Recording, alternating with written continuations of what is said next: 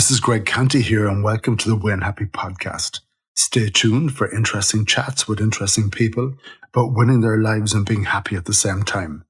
This show has been brought to you by Fusion Communications. Thanks for listening.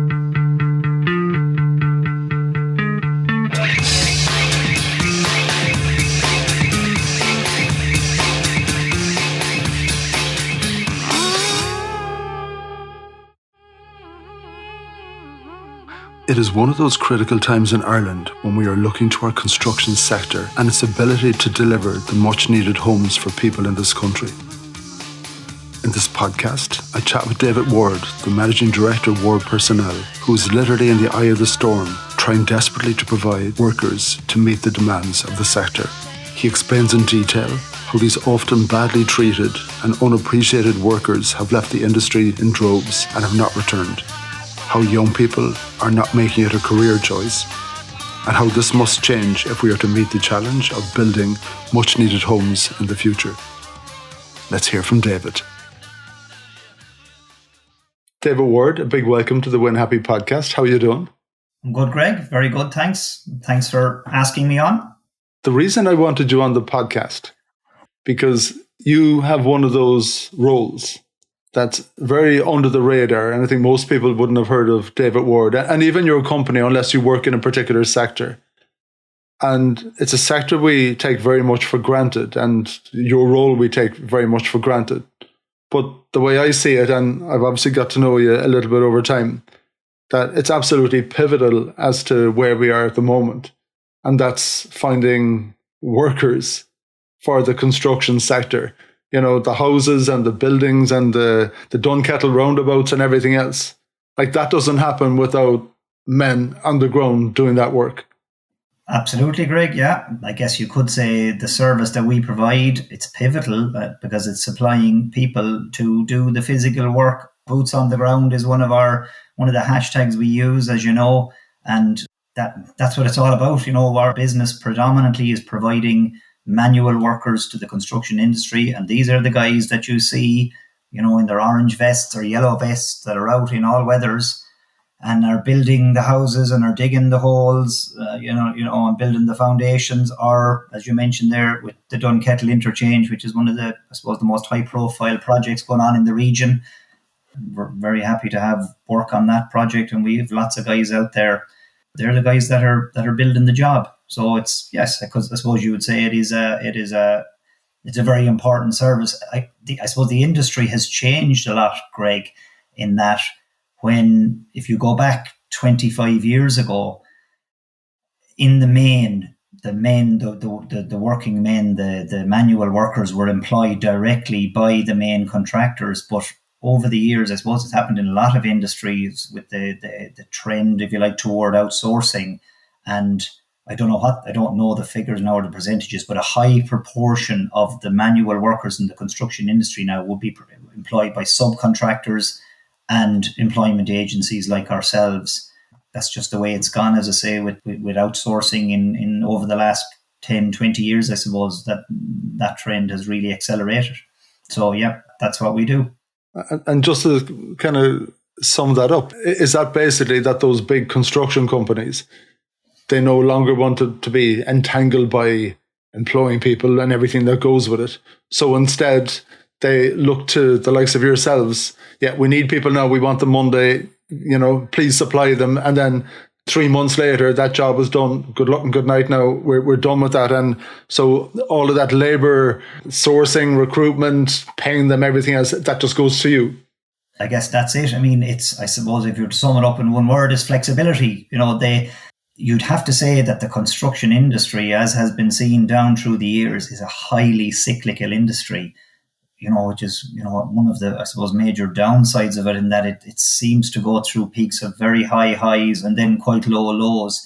And if you have a lot of fixed overhead, if you're a main contractor that is employing whatever it is, 50 manual workers or 100 manual workers, and you go from being very busy to being not so busy, then it is, you know, it's difficult. You're carrying a fixed overhead there of X amount of euros per man per week. And I suppose it's to get rid of that fixed overhead that the the whole agency thing has really kicked off, and it's the flexibility that it offers. Like we would provide guys for as little as a couple of days at a time. Wouldn't be unusual for us to get a call from a client, say, Dave, we'll take 2 general operatives off you for the rest of the week. Now, we would have guys working with us 10 years, and we have been able to keep them working.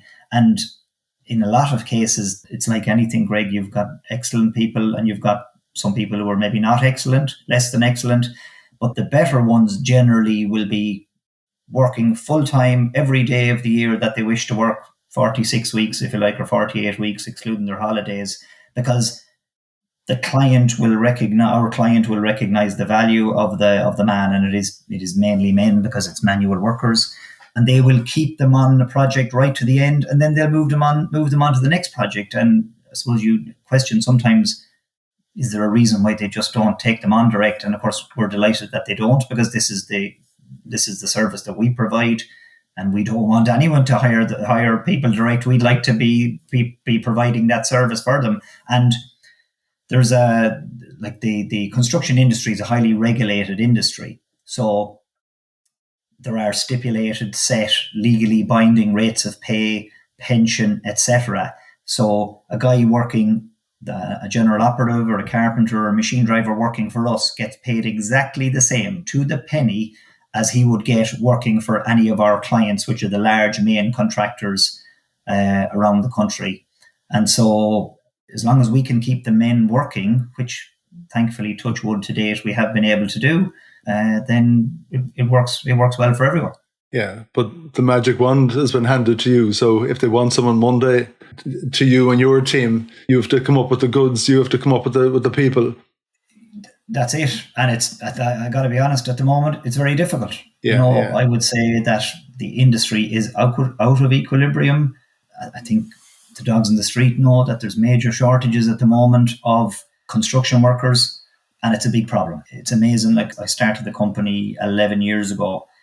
I took a big punt and I left my former employer, and in late 2010, early 2011, I set up the company, and construction was at a almost historic low point, I would say, at that stage. But anyway, that's another story. I took a punt, and thankfully so far it's worked out.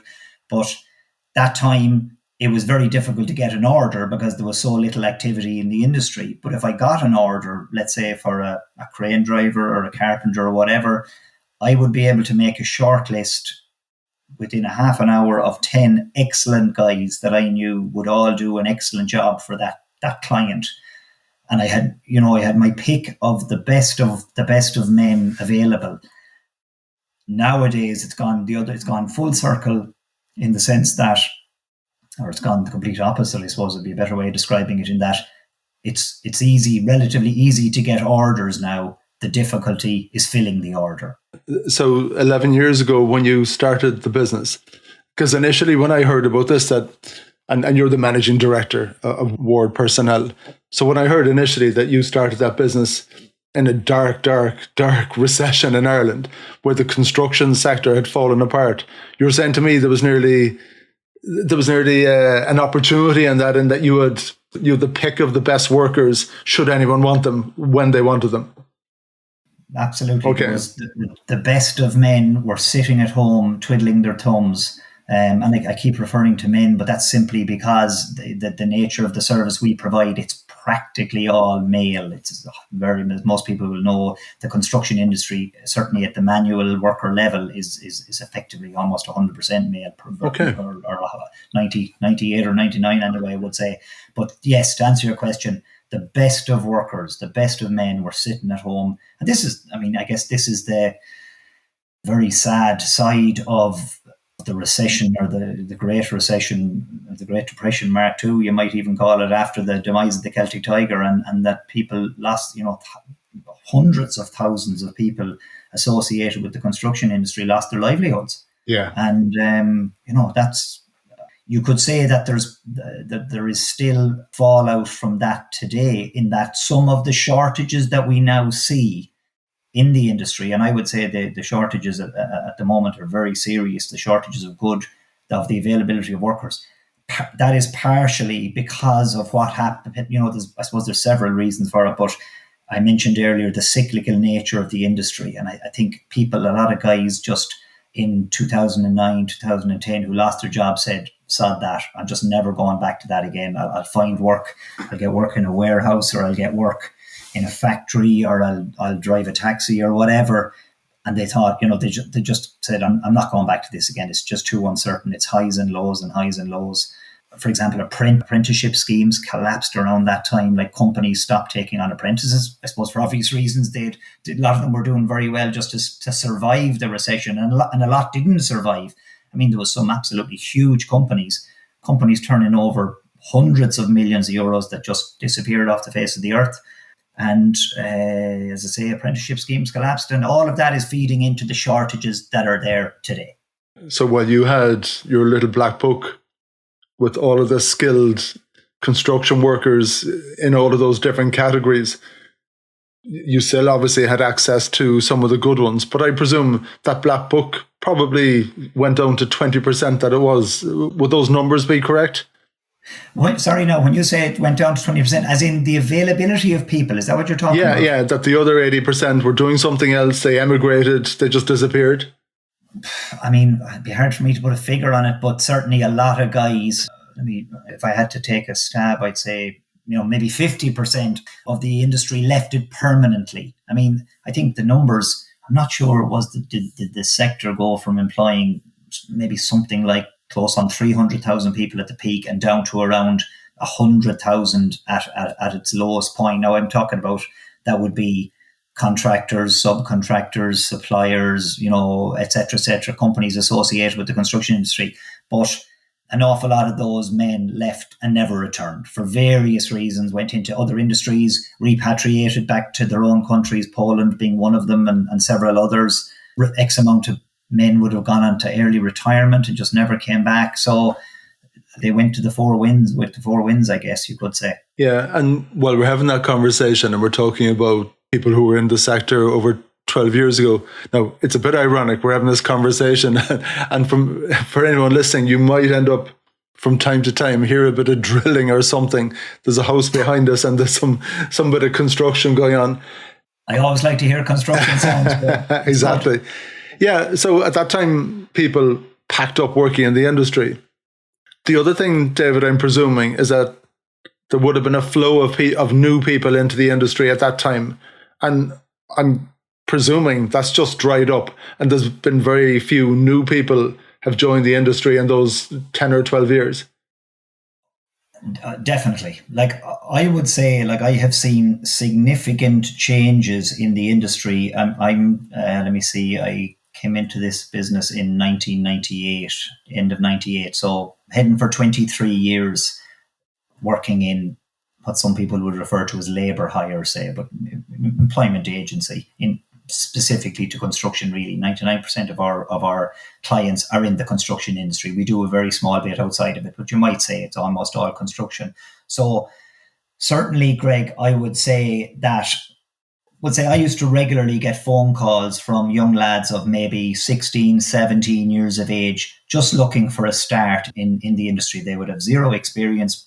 Some might have left school early, or maybe some finished school and then had no interest in going on into any kind of further education. And those guys used to ring us up looking for labouring jobs. They'd be starting on the ground floor, so to speak, sweeping floors on building sites. We don't get those calls anymore. I'm not sure where they're all gone, but I suspect that I have an opinion, and shared with a lot of people, that I suppose most people now, most parents would like their child to go on and get a third level qualification of some description. Most families seem to want to get their kids to go to college to do something.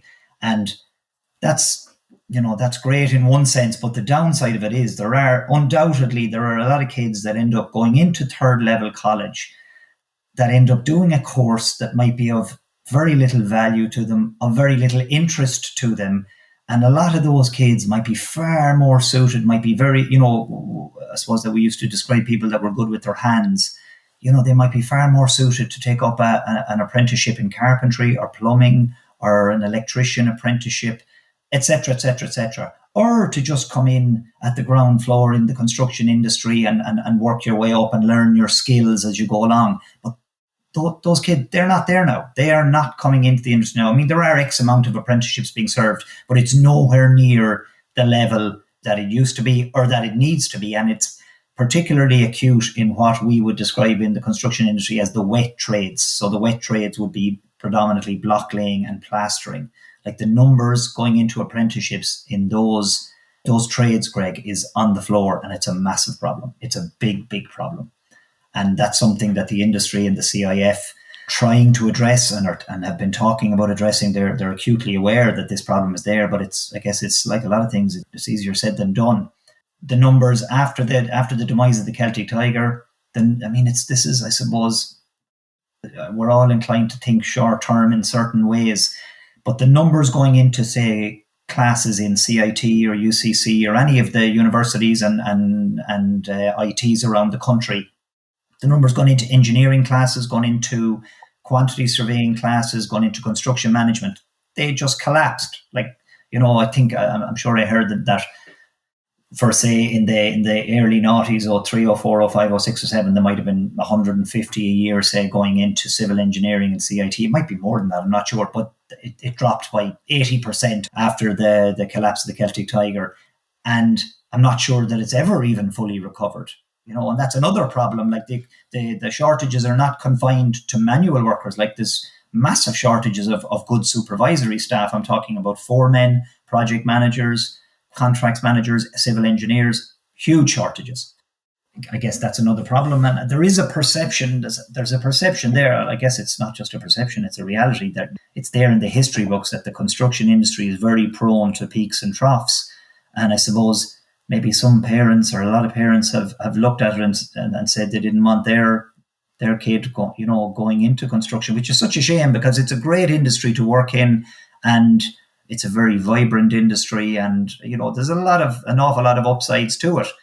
There's great satisfaction, I would say, in being involved, that you go onto a site, you go into Cork City there and you see a hole in the ground along the quays, and you come back 12 months later and there's an absolutely spectacular 5, 6, 7-story building, where there was only a hole in the ground. And, there's great satisfaction in seeing something like that coming to fruition. I guess that's one of the challenges that the industry is faced with at the moment.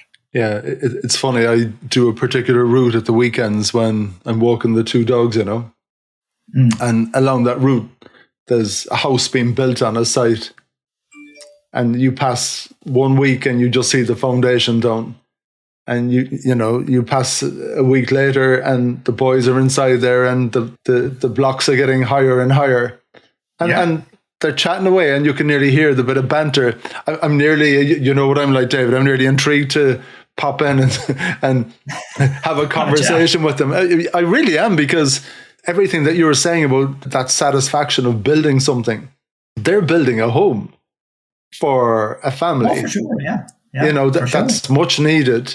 And I know the phrase you use a lot of the time in war personnel is kind of building futures. You really are. But yet, and you use another very interesting word when you were chatting there about the sense of being valued. And I think it's the individual, in terms of valuing this as a career is one thing. But if society doesn't value that job or that role, there's a bit of an issue there. So when young David or young Greg rocks up at home and tells, mum or dad, I want to work in construction, and you get a clip in the back of the head saying, yeah, for God's sake, you should be working in STEM, trying to get a job at LinkedIn or Facebook or one of these other tech companies, programming stuff. And as you say, being good with your hands, people do have a leaning towards something. But I think what's kind of happened since is that society is after classifying jobs as being desirable jobs and not so desirable. And they'd nearly look down at you for having a trade like that. My daughter, she's engaged to a fantastic guy, Mark. He's a painter and a decorator. God almighty, I see the incredible work that he does. And I value him so much. Yeah. But I know other people may look down their nose at a role like that for some stupid, messed up reason. Yeah, it's a very good point you make. And I would say, I don't know why this is, Greg. There's no doubt there's that snobbery out there about someone working in construction or working on the buildings.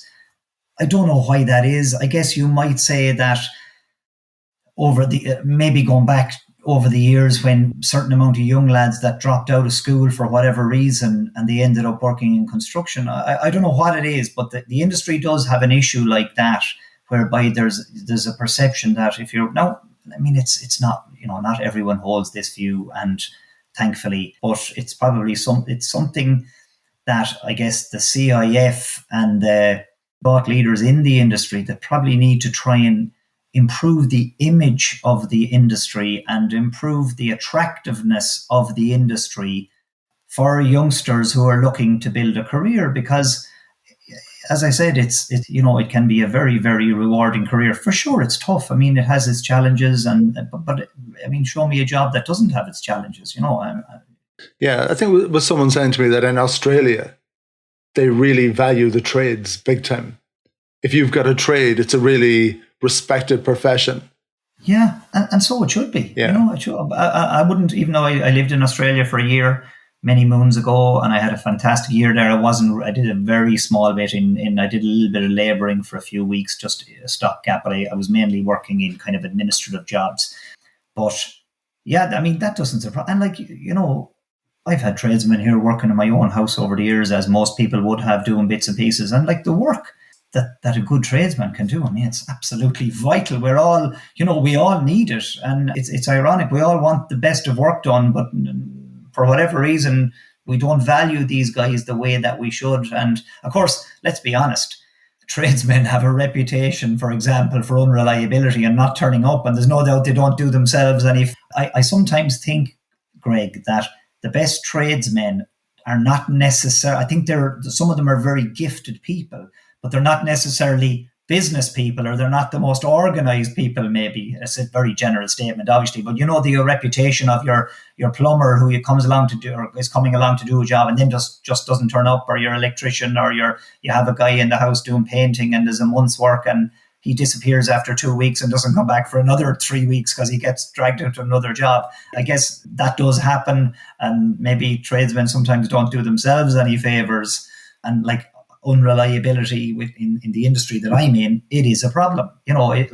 It's a bit of a byproduct of the fact that the industry is going well at the moment. If I go back to 2010 when I started Ward Personnel, and probably from 2010 until 2018, I would say absenteeism was almost non-existent. And I would say in the last 6 months in particular now, since we came out of the last lockdown there in March or April of this year, in the 6 or 7 months since then, the industry has really accelerated and picked up, and unreliability has become a big issue, and I guess it's down to there's just not enough workers to go around, Greg, and guys are because I suppose companies are so desperate to get people that they're offering in excess of the union rates to try and attract guys. So, you could have a man working away if you're doing a great job, and then you come in one morning, no sign of him, and you find out, a couple of days later that he's gone working for your competitor down the road who was paying him 50 cent an hour or euro an hour more. And it's hard to blame guys. At the end of the day, lads, working men, we all go to work to get paid, and we're all trying to make a living and make the best living we can. But yeah, there are those challenges, shall we say, in the industry that probably are not as endemic in other industries. I guess there's a lot of informality in it, and that's one of the challenges for sure. Certainly in the business that I'm in as an owner of an employment agency, and you line up 4 guys for work on a Friday evening, and everything is hunky dory, and they're all ready to go for Monday morning on new assignment, and then only 2 of them turn up. It's frustrating, to say the least. I know you're a big Liverpool fan. And certainly am. We had a big conversation about Jurgen Klopp and the successful team at the moment. And part of that is you see the camaraderie that he's building in the team. And we know with the football players, the way their contracts can be short or long, and that there comes a time when you let people go and all that kind of thing.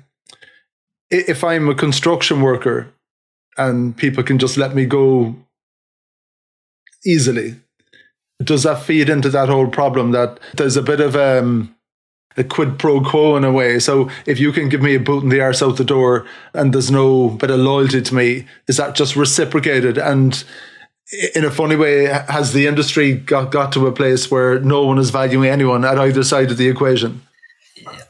I would say you've absolutely hit the nail on the head there, Greg. And it is a problem.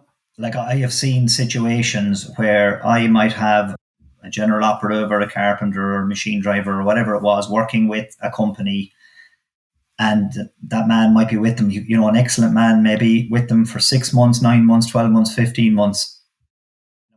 This is not absolutely the norm, thankfully, but it does happen and it's not right. I can recall occasions where I've got a call on a Friday evening at 4:30 or 4:45 to say, listen, Dave, your man there, Joe Bloggs, great lad, very, very good lad, but we're going to have to finish him up this evening. Things have tightened up here and we don't have any work for him on Monday. And this man could have been with them and doing a great job for 12 months. And that's not right. Yeah, and he has a family to feed next week, I presume. Of course he does. Of course he does. I mean, it's absolutely not right. Now, in fairness, Greg, I'd have to say that is not the norm. That is the exception. It does happen. And, if you were trying to defend our client that does that, he would be thinking, well, look, this is why we use an agency, and it's now Dave Ward's responsibility to find an assignment for that man on Monday. But I would say if you're ringing Dave at 4:30 or 5 o'clock on a Friday, you're not giving me much chance. Find work for that man. And guys naturally get very, very cheesed off when that happens. Now, as I say, thankfully it doesn't happen. In fairness to most clients and most foremen and most project managers we deal with, especially if a guy is with them X number of months, they let us know a week in advance, or they might even, in fairness, in some cases, they might even let you know 2 or 3 weeks in advance. They might say, listen, Dave, just to let you know, things are beginning to tighten here, and there's probably another 2 or 3 weeks in it there for Joe Bloggs, but after that, and they might say to me, if something comes up in the meantime, he's an excellent man, and if something comes up in the meantime in a week's time where you have a long-term assignment to put him into, we let him go. You ring me up, let me know, we let him go, and you can put him into that new assignment, Dave. And that's, when you get that, Greg, it's great. But you're right in what you're saying. Because that does happen, and it shouldn't happen, it's not right. The lads, I suppose, from their point of view, if they've been on an assignment for us for 9 months, and next thing someone rings them on a Friday at lunchtime and says, listen, I've got a 9-month assignment over here for you, they tend to think, well, I could be shafted.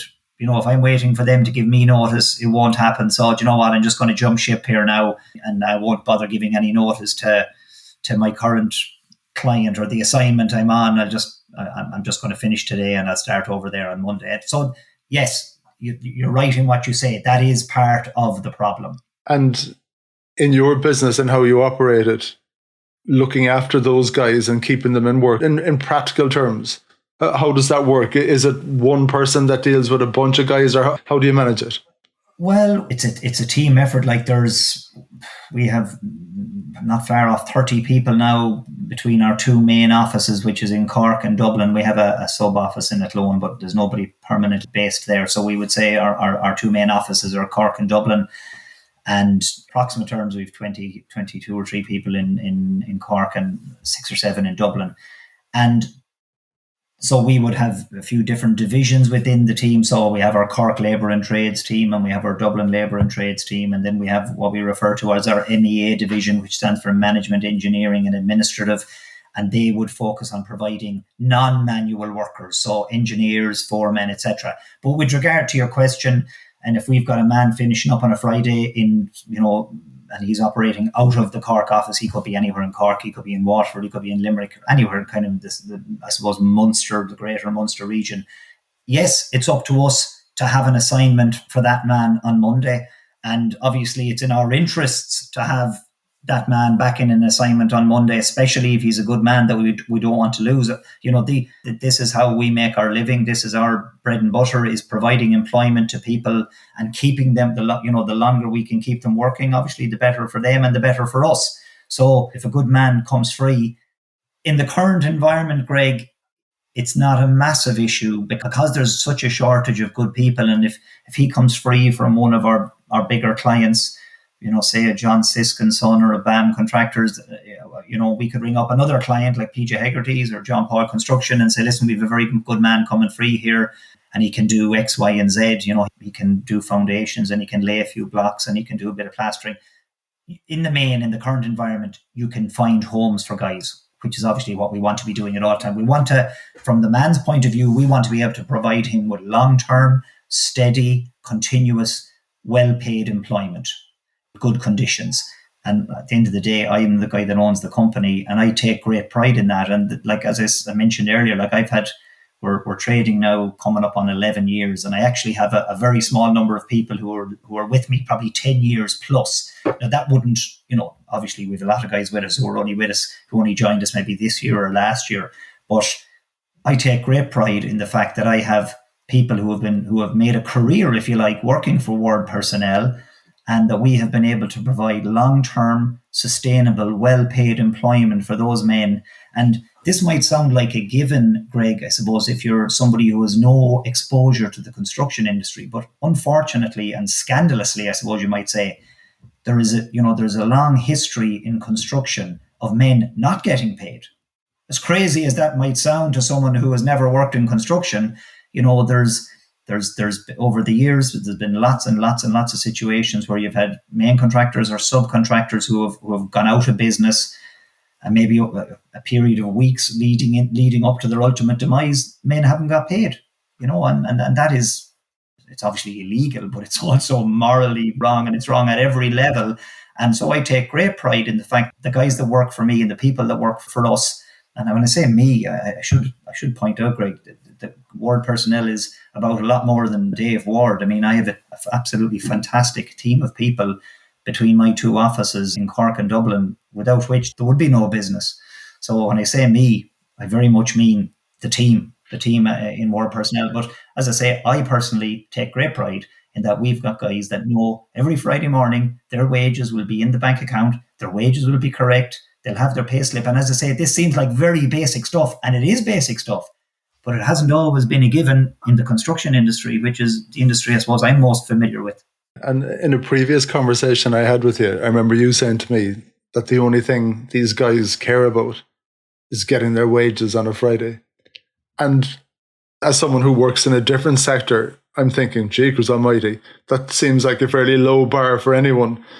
And I know you work really hard at creating that sense of teamwork and making sure that all of these guys that your clients depend on and you depend on, that they're pretty much well looked after. So it goes way beyond just that paycheck on a Friday. You try to look after them properly.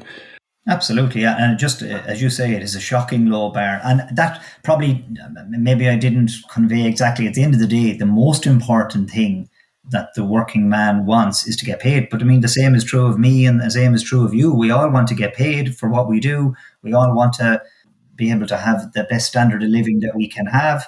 But unfortunately, I would say it has been a reality in the construction industry more so than in other industries, that there are occasions when men just have not got paid, and more occasions than there should be. But again, it probably goes back to the cyclical nature of the industry, Greg. I don't know how many companies went out of business in the downturn after the Celtic Tiger in construction, but I'm sure it's a big number. There's a lot of companies, and you can be sure there's an awful lot, probably thousands of people who didn't get fully paid everything that they were owed. I'm kind of giggling here a little bit when you're talking about, that's the thing we most want about being paid. I'm guessing, David, not too many people knock on your door saying, what are we doing about our well-being and things like that. No. Maybe that makes my life a bit easier. Yeah, I guess the lads that work for us, that they're not thinking about that kind of thing too much. They want to know that their money is going to be in the bank on Friday morning, and they'll have their pay slip, and they'll have a job to go to on Monday. And beyond that, they probably don't think too much, or maybe it's that. Maybe I don't think about it enough, but it's something I'd be conscious of. And as I say, it's all part of, I'm trying to build. And when I say I again, I refer back to the team of people in our offices and the team of lads we have out in all weathers. I'm looking out the window here as I speak to you, Greg, and it's raining, and it's quite heavily raining. And there's a lot of guys working for Ward Personnel right now who are out in that rain, and they're the guys that's putting bread on my table. That's the reality of what I do. And those guys deserve all the credit because they're the ones that's bringing home the bacon. Back to our Liverpool example, you still need to play when it's pissing out of the heavens. Yeah, that's it. The only difference is the guys playing for Liverpool are getting paid a bit more handsomely than anyone associated with war personnel. But I thought you were going to get stuck into a conversation there earlier about Liverpool, and I'm barely able to wipe the smile off my face since last Sunday. As anyone that knows me will know, I'm a big Liverpool supporter. I have been all my life, as far as I can remember, really. And there's been I'm on a few different WhatsApp groups with buddies of mine that we talk about Liverpool. And I've been saying to a few of the lads I've been talking to this week that these are the very best of times.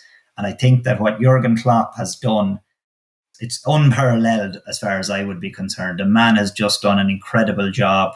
Like 10 years ago, the club was on its knees. He came in, 5.5, 6 years ago. And the success we've had and the enjoyment that they bring, I'm not joking you. I would be on a high after Liverpool win, or particularly now the result. We have to mention the result against Man go on. What was the score again?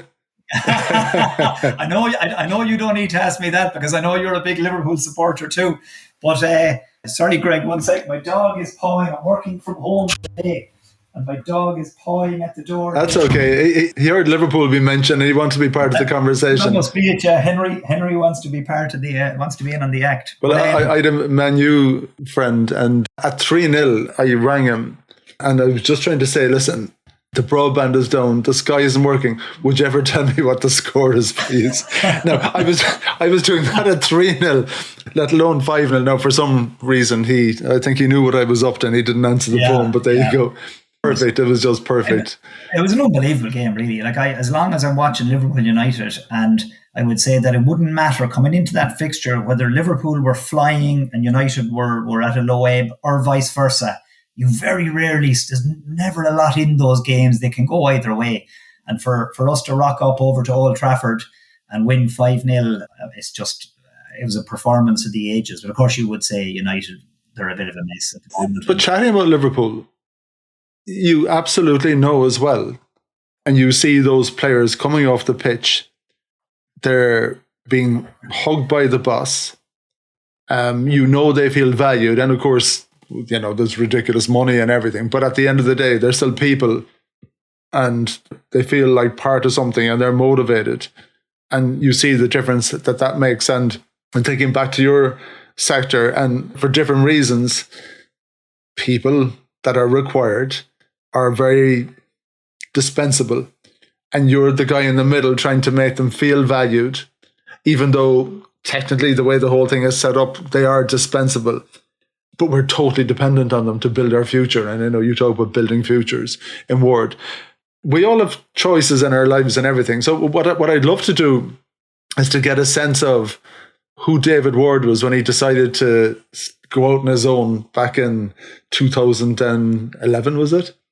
2010. 2010 you decided. Okay, so the question for you, David Ward, who the hell is he and where did he come from?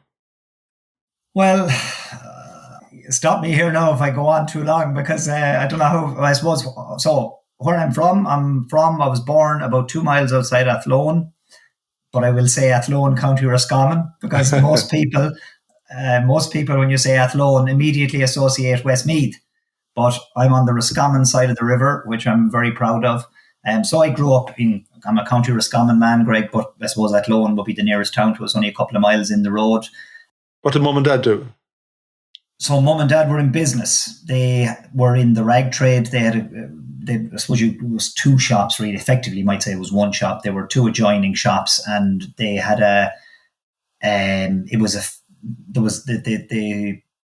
it was mainly ladies' fashions and children's fashions. Plus, then they had a curtain and blind and window upholstery shop, if you like. And they had a good business. My mum and dad worked like slaves. Now, I mean, honestly, I work a lot of hours. I work more hours than I should. And I would nearly describe myself as work shy when compared to my parents. Like, my dad worked morning, noon and night. He was an absolute grafter. And I guess they had to. There was 4 of us, Greg. I'm one of 4. I've got 3 younger sisters. And they were in, I guess you might say, the business still exists in that my sister, who's next in line to me, took over the family business, but it is a much smaller business now than it was then. And it's the type of shop you don't see that much anymore that you would have seen in the regional towns. And then, we sold a lot of different stuff. And those shops, I guess you might say to an extent, they went out of fashion almost. And the business is a lot smaller now than it was. But my sister and her husband work there, and they're running a good, successful business and rearing their kids, their three boys. Were you aware that you were growing up in an entrepreneurial family? A question I ask everyone is, what were the conversations around the kitchen table? Would you have been aware that there's a business feeding this family? Do you know what I mean? Yes, I'd say I would have been aware that I definitely would have been aware that there was a business feeding the family. The word entrepreneurial would almost never have crossed my mind or crossed my path, if you like. And I've never heard my dad use that expression.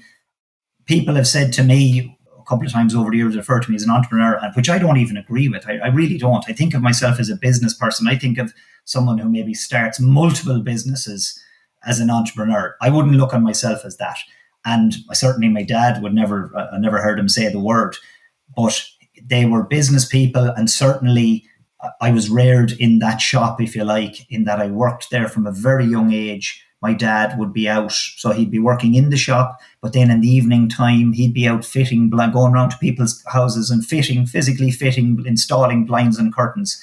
And honestly, from as far back as I can almost remember, Greg, probably certainly as young as 7 or 8, I'd be mad. I was very close. I suppose I was the only boy, so I was very close to my dad in particular, and I have a great relationship with my mum as well. But growing up, certainly I probably would have been closer to my dad.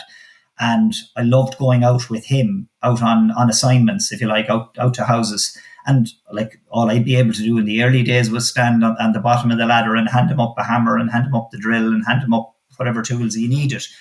And even that was a help to him. It meant he didn't have to be coming up and down the ladder all the time. But around the kitchen table, business would have been always discussed, because my mum was actually reared in that business. It was her mother, so my grandmother, that set it up originally. My dad married in, and he started working around the time that they got married. My dad, who had been working independently in another job, he joined the business. And so, yes, business would have been discussed all the time.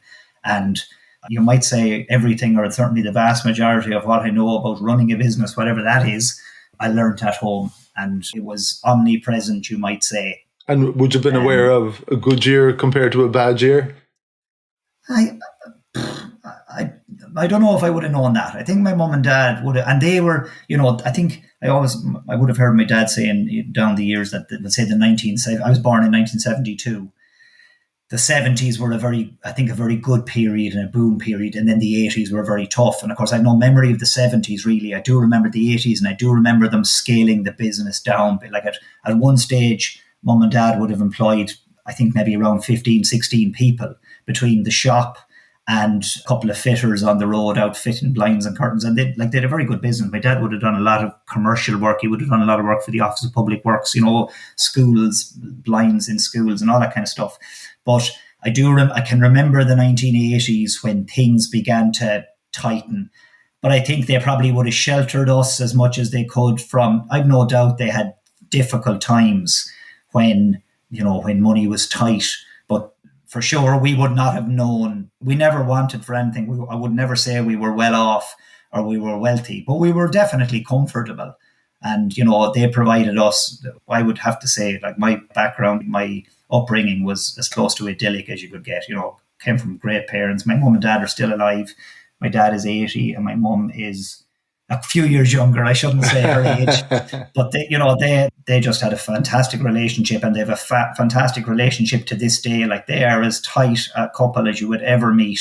And so I grew up in a very stable environment, and, we'd be still a very tight family unit. I'd be very close to my sisters. And, I'd be in regular contact. We'd all be in regular contact. My 3 sisters all live around Athlone. So I guess my mum and dad, I always say they're very lucky that in their advancing years that they have 3 of their 4 kids living literally within a couple of miles of them. And they're probably also lucky that their 4th kid lives a couple of hours away, because it's probably easier for them that they don't see me as much. But so that was my upbringing. I suppose that's a bit of it anyway. And tell me, a young David Ward, when the teacher, for whatever reason, has lost your attention. But where does your head go when you're sitting in that classroom? Well, look, I don't know. I can't remember back that far now, but I would say, Greg, I mean, I was probably reasonably capable in school, but I don't think I was ever a great student. And I was probably, I think I was a better student up to around, I got a fairly decent intermediate intercert, but it kind of went off the rails a bit after that. I found I wasn't particularly interested in school.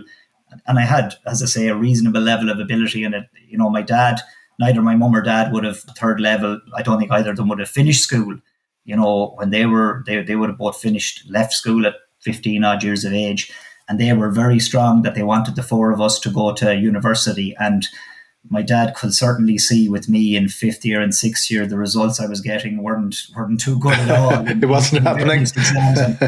He was tearing his hair out, you know, and I was telling him that I didn't want to go to college and I wanted to go, I don't know, driving a taxi or driving a truck or something like that. And, you know, and there's obviously absolutely nothing wrong with that. And I'm sure I would have been very happy had I done that. But he saw in me that I had a certain level of ability. And I suppose like any parent, what do you want for your kid other than they, I guess, maximize their potential?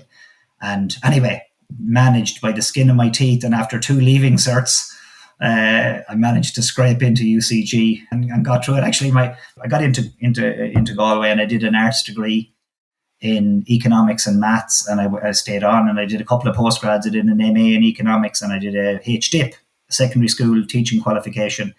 And my dad told a story on my wedding day that when I was a young lad, like very young, when I was 5, 6, 7, 8 years of age, and probably a bit older again, I'd be saying, "Oh, Dad, I hate school. I absolutely hate school." And he said, for a fella that hated school, he effing well stayed in school for long enough, because I got a taste for it when I was in UCG, and I didn't want to leave it, I can tell you.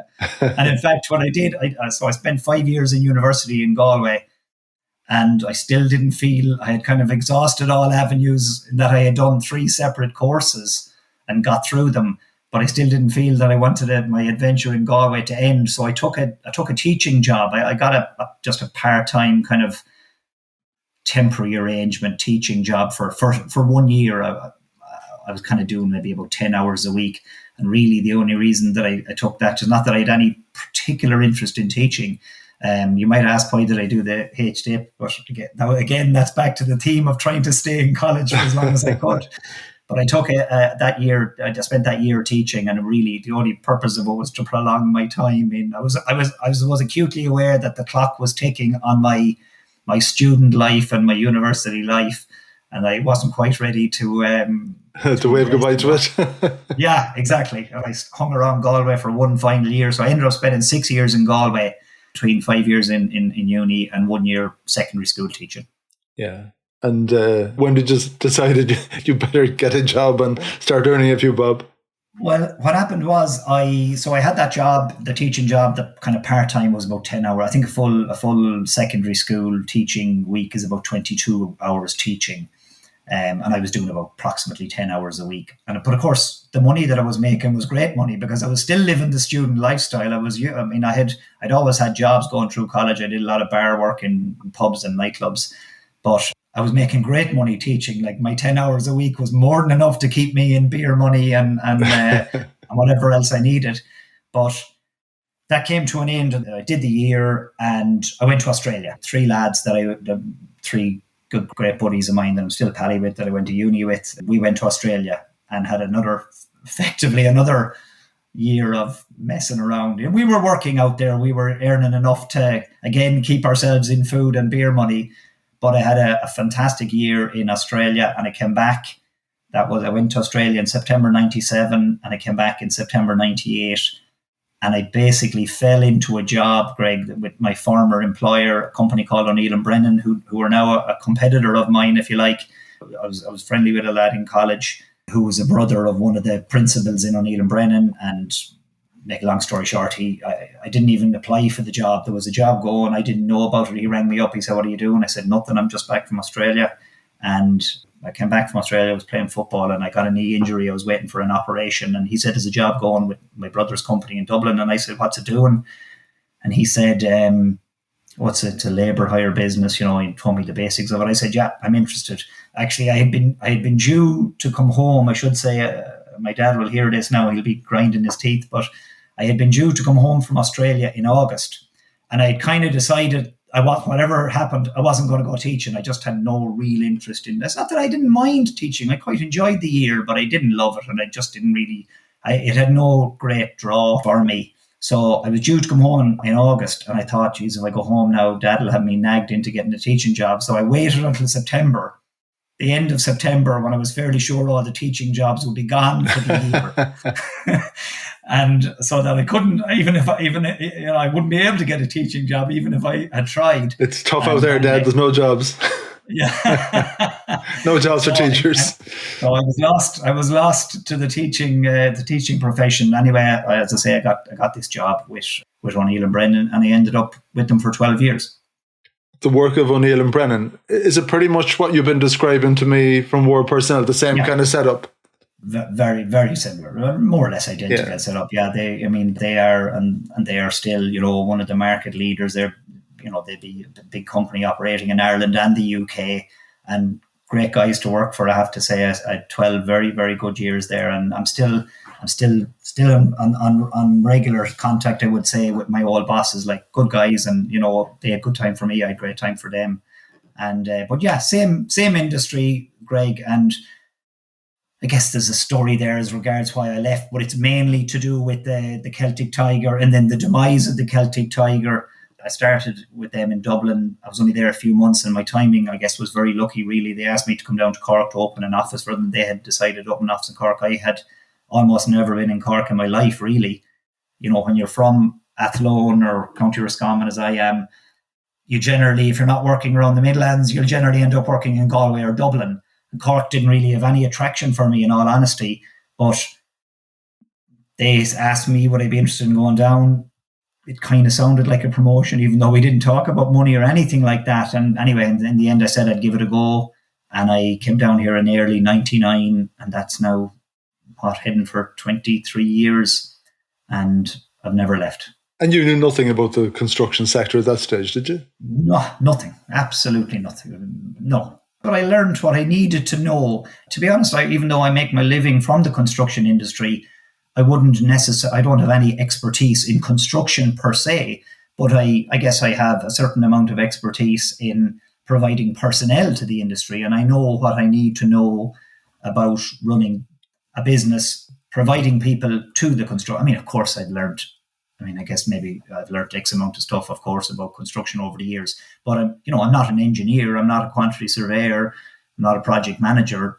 Yeah, I don't need to be to do. I know enough about the industry to be able to do what I do. Yeah, but you were the man in the middle, basically taking requests from clients. We need X, Y, and Z workers, and you're the one then that had to develop the relationships with these guys and get them and feed them to your clients. Yeah, that's it. And I mean, like, it's, you might say it's a very simple business, really. And it's very much based on relationships, I suppose. I guess if there's one thing I think I'm probably reasonably good at, is building relationships with people, and with both with clients and with our workforce. And in the company, we kind of look on ourselves as having two sets of clients. We have our clients, who are the companies that give us orders and take workers from us.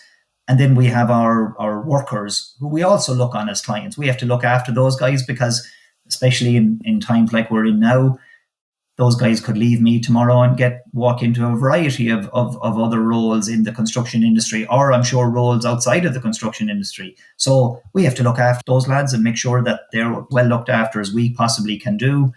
And you need both for the thing to work. It's no good having a great relationship with clients, but nobody wants to work for you. You have no product then at that stage, do you? No product, yeah, absolutely. So what's the secret of success in your industry? Ward Personnel, you've done really, really well. And I know you've expanded well over the years. It keeps getting bigger and bigger. What's the secret? Honestly, there's no secret. I would say the single biggest thing is hard work. I put in a lot of hours. If there was one thing that I would like to change in my job, it's that I probably do work too many hours. I definitely do. But I think if you're committed to something, Greg, and you're passionate about it, and I suppose I would describe myself as a people person, and I've interviewed an awful lot of people over the years, as you can imagine, working as an employment agency or an employment agent.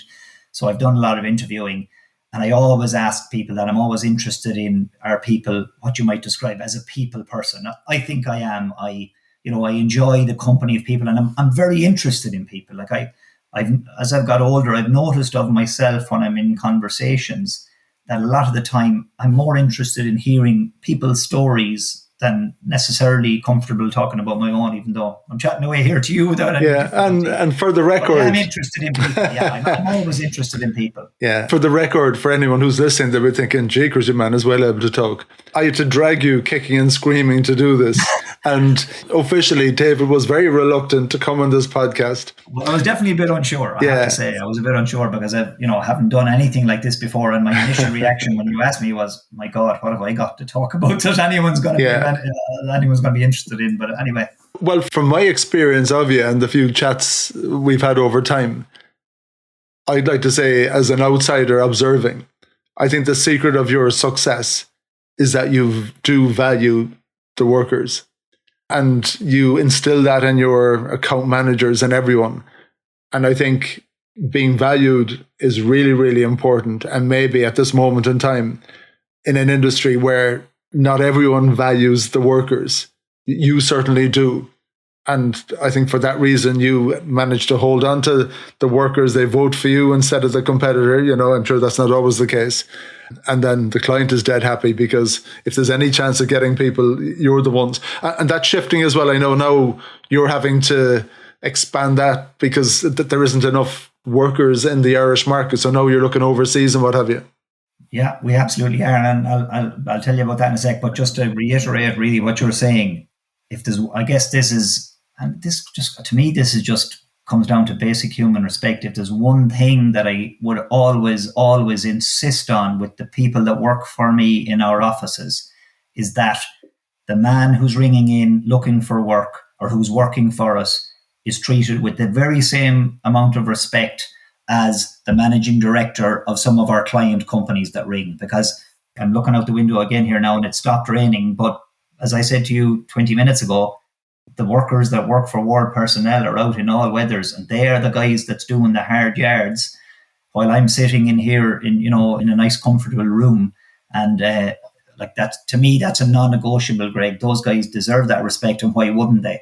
And as I say, that's why we think of, and this is something I'm very strong on with all of the lads that work for me in our offices, that the working men that we deal with every day, they ring, that call is answered, or if they leave a message, that they're rang back, and if they have a query on their wages, that query is addressed. Because if you don't have that, you've got nothing. I'm not interested in doing it and treating people badly and messing people around. That is not what we're about.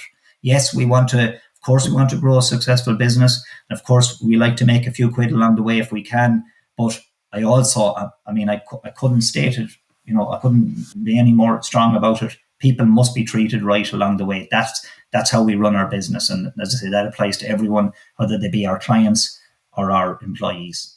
But yes, going back to what you're saying, yes, we are. Well, we've actually been bringing guys from overseas, Greg, for the last 5 years. I was hiring an account manager, which is, I guess, what we refer to the lads, most of the people in the operations side of our business. In Dublin office and Cork office, we refer to them as account managers. I was advertising and interviewing for one of those roles a few years back, and there was a Polish lad, a guy called Matt, who rocked up for the interview, and I wasn't looking for a Polish person, and his English at the time wasn't even brilliant, but I just liked the guy. I really liked him, and when you interview someone and you have a connection, you just think this guy can definitely do a job for us. And Matt came on board with us back in 2015, and I don't know, 6 months later, 12 months later, he and I were having a conversation one day, and he started talking about the possibility of bringing guys from Poland. And I thought, yeah, you know what, let's start looking at that. And the need wasn't near as great back in 2016 or even 2017 as it is now, but we started doing it then. Even at that stage, there were shortages in certain sectors, particularly mechanical and electrical. And Matt started doing that for us. and he has done it very, very successfully. And Matt now heads up his own division within our company, and the majority of what he does is fill roles with overseas workers that we just can't source in Ireland. And so he has brought hundreds of guys to Ireland in the last 5 years, Greg, and we're ramping that up now. We've actually, on the 1st of November, which is Monday, I believe, officially we're opening our office in Lublin, which is in the east of Poland. And it's not that Word personnel is providing services on the ground in Poland. We're not. The only purpose of that office is to make it easier for us to find workers and convince them to come to Ireland, because it has gotten, I guess, as the Irish economy has picked up after post-COVID, so has the same happened all over Europe. Economies are rebounding. And the reality is we are competing, be it for Polish lads or any other nationality, we are competing with lots of other countries for those workers. And Ireland is harder to get to, for example, for a Polish person than Germany, where they can drive to, or they can drive easily to the Netherlands, for example. So we're competing with all these countries for these workers. And we have noticed, particularly now post-COVID, or since the last lockdown anyway, hopefully soon enough, Greg, we will be able to say post-COVID and that it might be in the rearview mirror, but we're not there yet. But anyway, we have found in the last 6 months, the supply has tightened significantly.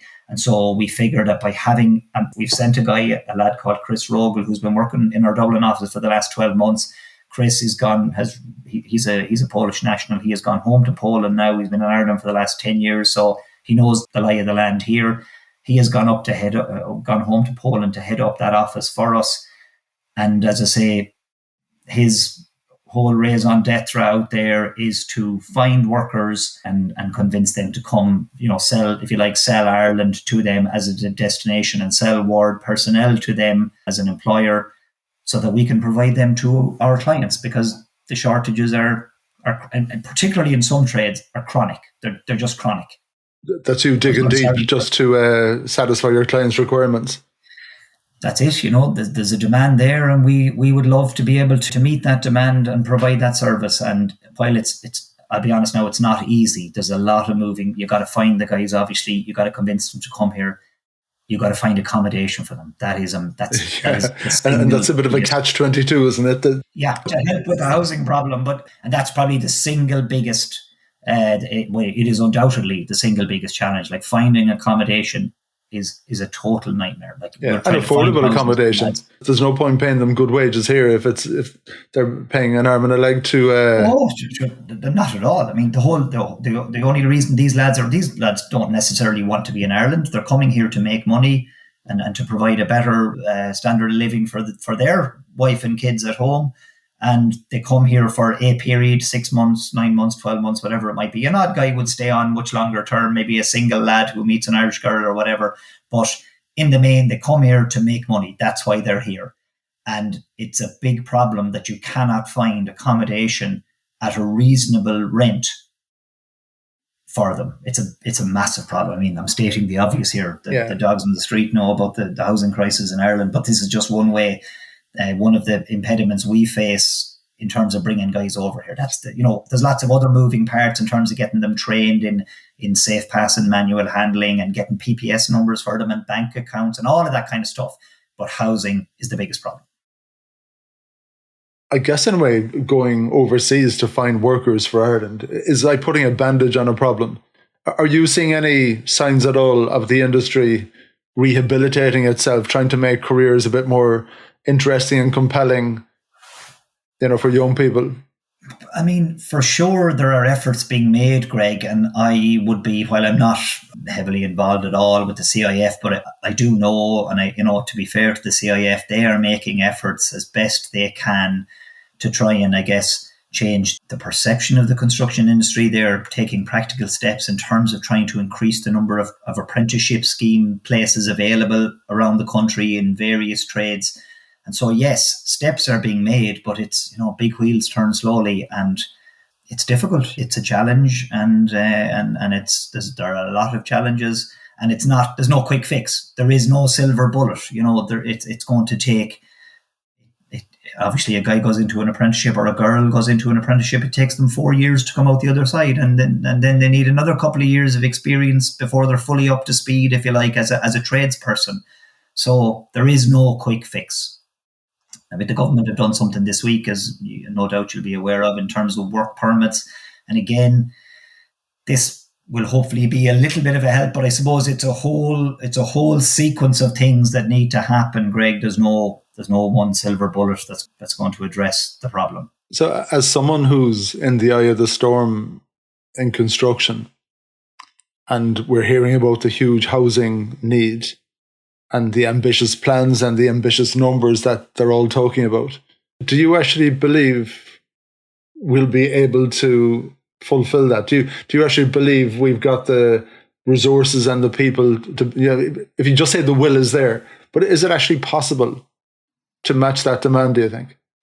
I'd say people a lot smarter than me now, Greg, have asked themselves and agonized over that question. I don't know is the answer. Yeah. I think it's going to be very challenging. We are at the coal face of the shortage of personnel in the construction industry. So we are as good a barometer as anyone of where things are at. And like, I can tell you that if we had another 200 good workers available to us this evening to put to work on Monday, we could place them. The government is setting all these targets, but that's what governments do. They're doing their best, I've no doubt.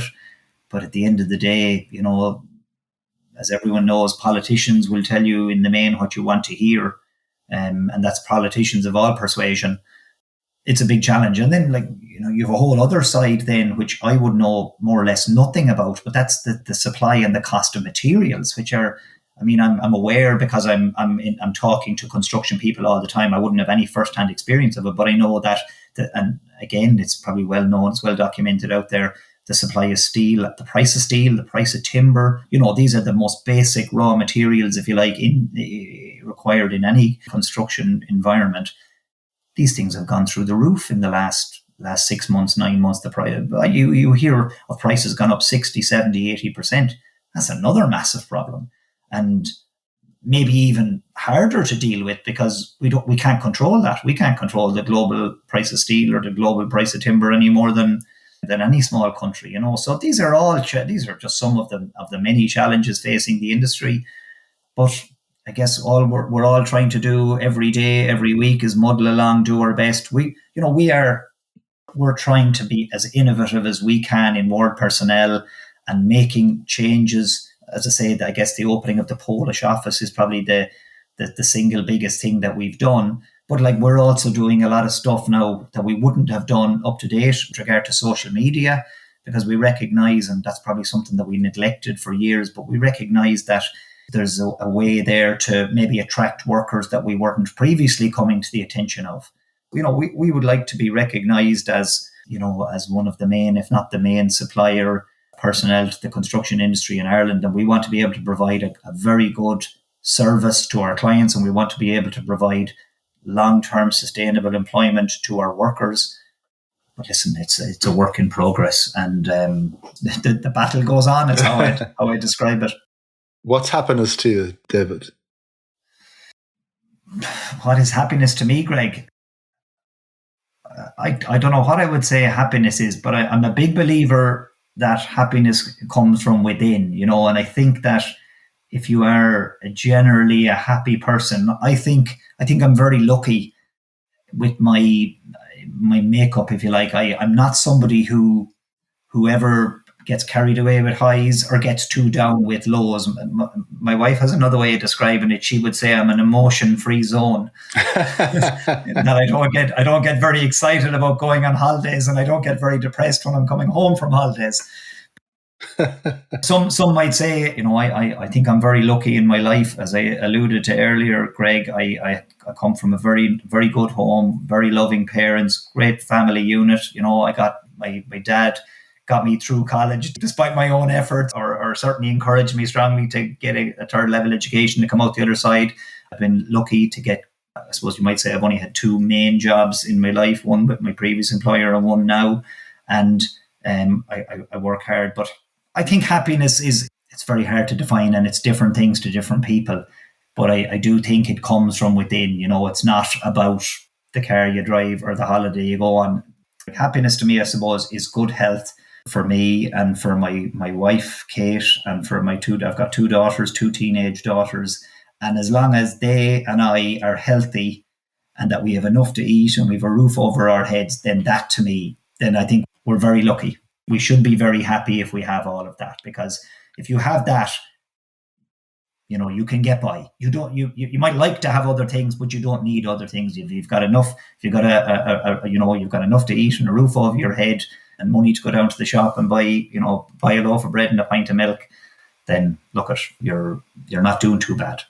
Yeah, and when I talk about winning happy, I talk about this idea of, you know, as we move on in our careers and our lives, that we're like chiseling out something that has us working on things that we enjoy, living a life that we enjoy. And I love that you were saying it's different things for different people. And achieving your goals, and that doesn't have to be money at all. Of course it doesn't. And the kind of analogy I give, going back to soccer again, is that you might love playing soccer, but it's a little bit pointless if there were no goalposts.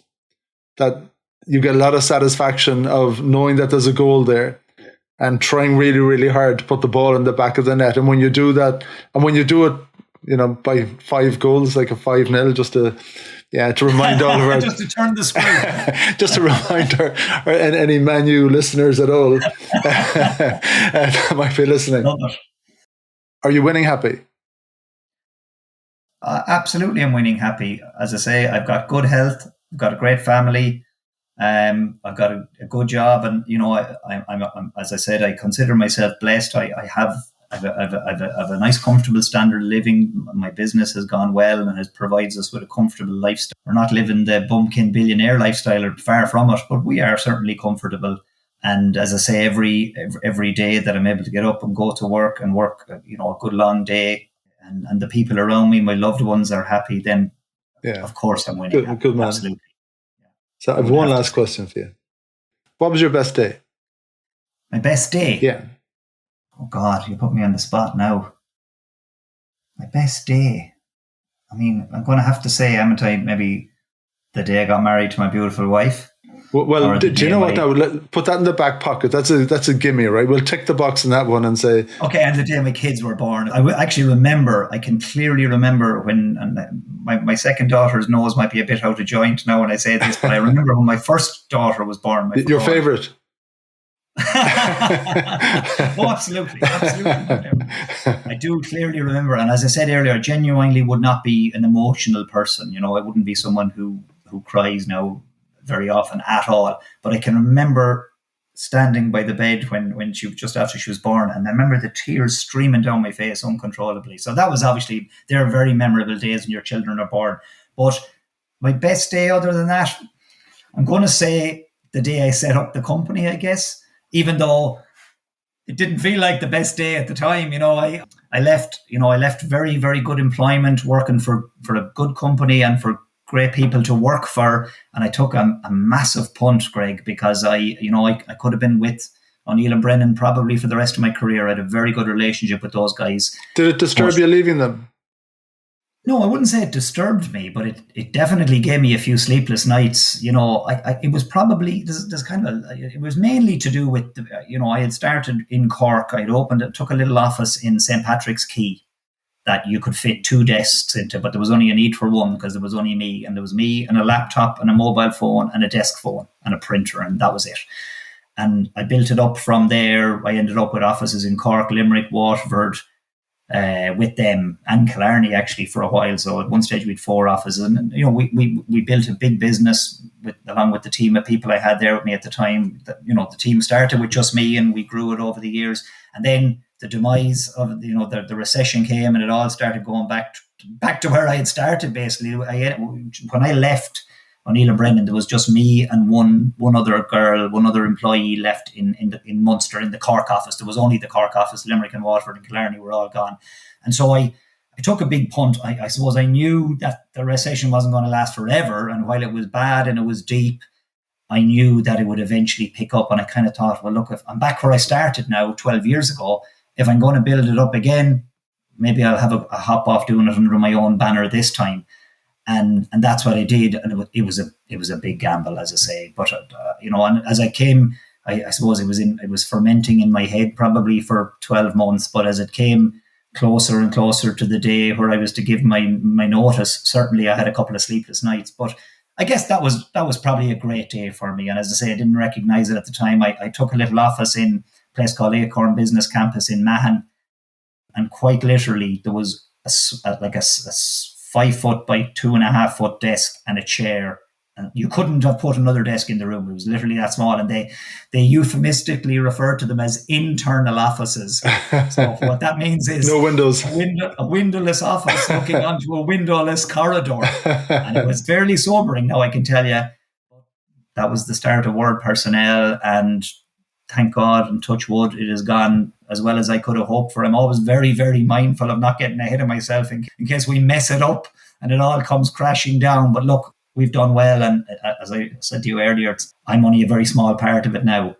If you take aside the personal days of wedding day and children being born, I guess I'd have to say that's the greatest day. Yeah. The 5-0 wasn't too bad either, though, was it? The 5-0 was close, I can tell you. I swear to God, I spent the last half an hour of the game standing in front of my armchair. I just didn't want to sit down. I was on such a high, and with every pass and every ole that I could hear from the crowd, and of course, poor Solskjaer standing on the sideline being serenaded by 4,000 or 5,000 Scousers singing "Ole's at the wheel" and "Ole must stay." I honest to God, it was up there with almost winning the Champions League the year before. It was unbelievable day. It really was. These are the best of times, and what Jurgen Klopp has done has just been transformative. And that guy takes all the credit. To me, he's like a messiah figure. We will look back in years to come and think, my God, what a halcyon period it was when Jurgen Klopp was managing Liverpool, because he's an amazing man, really. He's a leader of men, the way he can bring players with him, and what he has done there is just incredible. He's a role model for everyone in life, in my book. 100%, Greg. What I think is amazing about Klopp as well is that people from all supporters of all clubs respect him, and his opinion carries weight. He seems to be an incredibly principled individual. To me, it all comes back to Klopp. I'll reference Alex Ferguson, who I'd be no fan of for obvious reasons. But one thing I often heard Alex Ferguson saying, and I always thought it's so true. I heard him saying it several times. The most important man at any football club is the manager. I think that is so, so true. And what's happened at Liverpool in the last 5 or 6 years is the proof of that. David Ward, thank you so much for coming onto the Win Happy podcast. You're doing a really important role at a fairly critical time in Ireland, and I think something that's been invisible and undervalued probably, both to you and all of those guys who were working on sites today in the pissing rain. Thank you. Yeah. It's a pleasure, Greg. Thanks for having me. Yeah, Enjoyed the chat. Yeah, take it easy. Thank you. Bye-bye.